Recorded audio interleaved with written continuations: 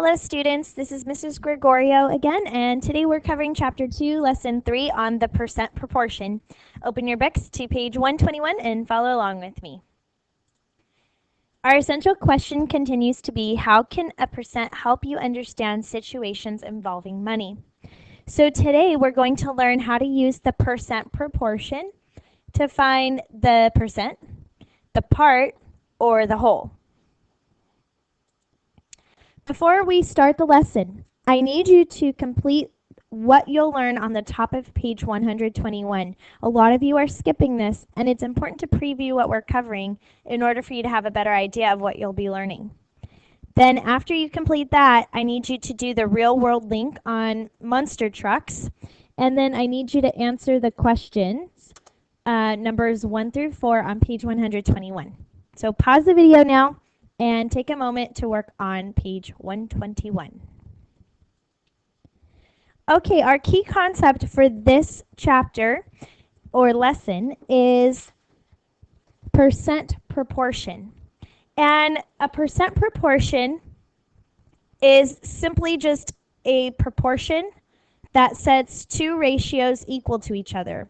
We'll have a part to whole relationship that will be equal to the percent, or a number out of 100. So let's start by finding the percent. If a question asks you to find the percent of a number,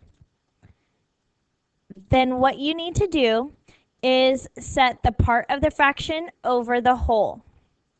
Set it equal to the number which represents the percent, always out of 100. Now, if you have to find the part, maybe they give you the percent, and maybe you know what the whole is, but you don't know what the part is, then we have a number out of the whole, which is our fraction, set equal to the percent number over 100. The last option is if you need to find the whole.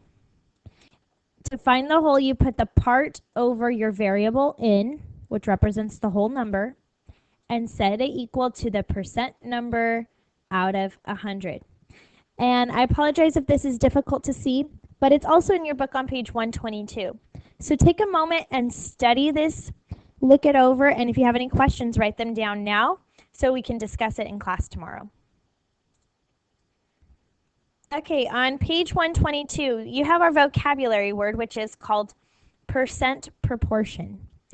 In a percent proportion, one ratio or fraction compares part of a quantity to the whole quantity. The other ratio is the equivalent percent, written as a fraction with the denominator out of 100. So our vocabulary can be shown like this. The part to whole is equal to the percent. So if we had the fraction 4/5, 4 out of 5 is equal to 80 per 100, or 80%. So when you set up this proportion, now we can solve to show that these two ratios are equivalent. So let's start with example 1. It says, what percent of $15 is $9? So what we have in words here is we're trying to find the percent. We don't know what percent it is, so let's call in our variable to represent the percent. The part is the smaller number usually. The part is $9. And the whole, I'm going to label this actually. You can label your books too. This is our part, and we know that $15 is the whole amount. So we put part over whole is equal to the number out of 100 for 100%. So when we have our fraction, what we can do now is we can cross multiply, or use a cross product here. 9 times 100, bring down the equal sign, and 15 times n. Let's simplify this as 900 equals 15 n. To solve for n, we need to undo the multiplication. So I'm going to divide both sides by 15. And 15 goes into 960 times. So 60 is equal to n because 15 over 15 cancels out to 1. So to answer the question, what percent of 15 is $9? I would say $9 is 60% of $15. And if you think about that, half of $15 or 50% would be $7.50. So it's a little bit more. And so $9 is slightly more than half. So this answer seems reasonable. I want you to try A and B on page 122. And I need you to show your work to get credit. So pause the video and try to work these two problems out the same way we solved example 1.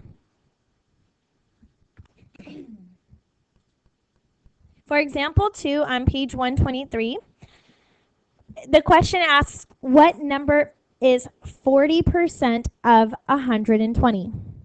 So what number is going to be our variable? This is our part. So let's call P the part. We know that this 120 is the whole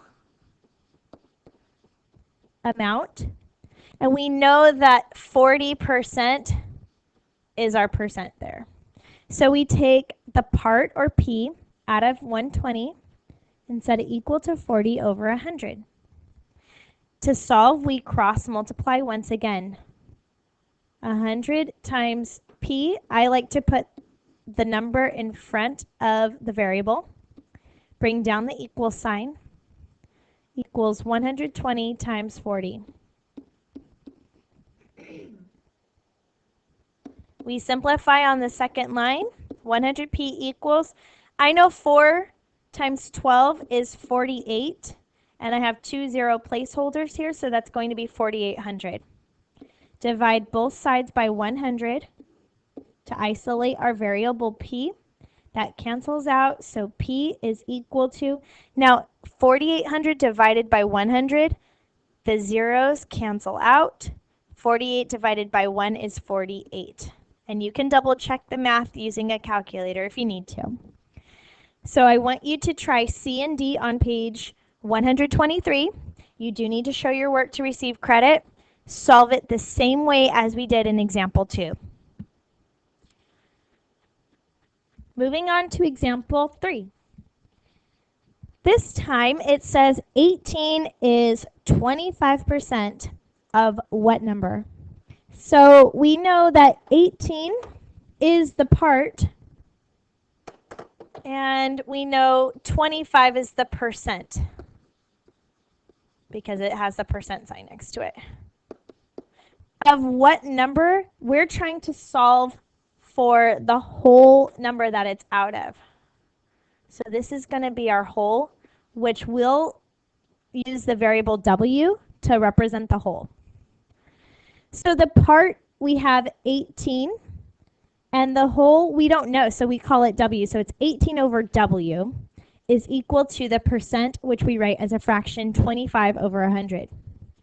So we cross multiply here.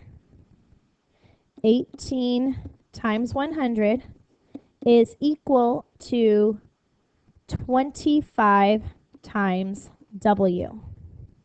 So simplify on the next line. 1800 equals 25w. Isolate our variable by dividing both sides by 25. So 25 over 25 cancels out to 1. 1800 divided by 25. You can use a calculator. And you'll find that 25 goes into 1872 times. So 72 equals the whole. So 18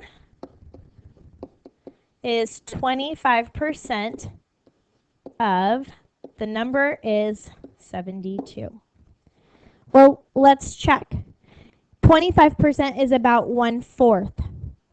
I'm going to check my work over here. Is 1/4 of 72 Does that equal 18? Yes, it does. So we know we got the answer correct. I want you to try E and F on the same page, and you need to show your work to receive credit. So make sure you pause the video now and work those problems out.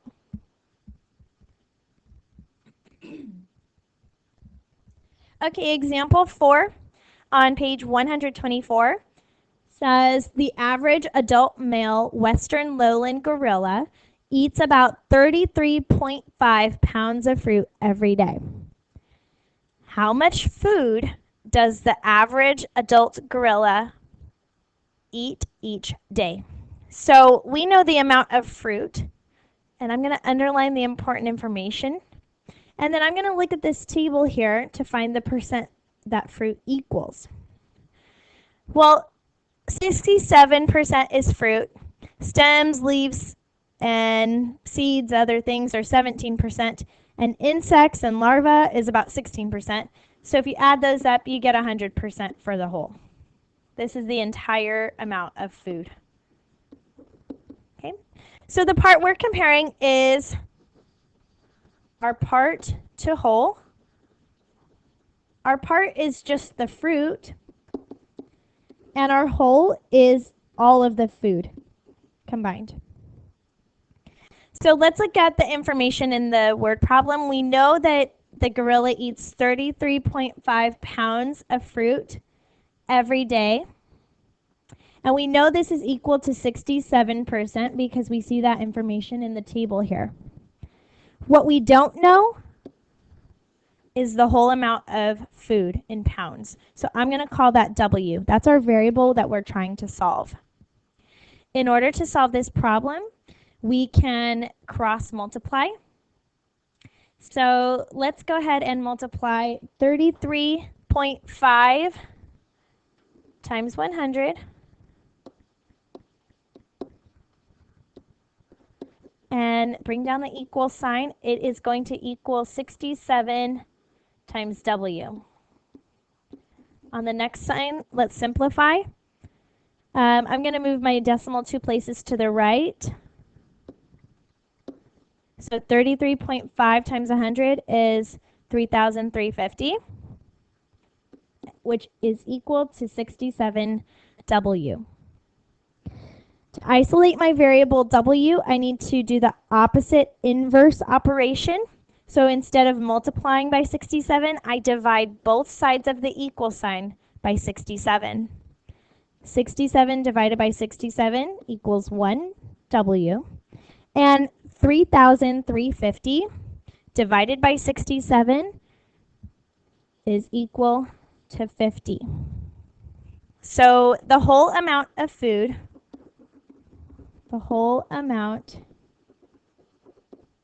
the male gorilla eats is 50. And if we look back at our word problem, it's in pounds.